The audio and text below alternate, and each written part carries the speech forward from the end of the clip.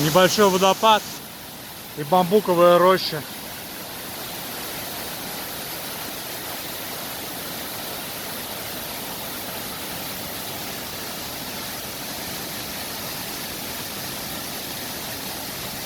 Ну и собака бегает.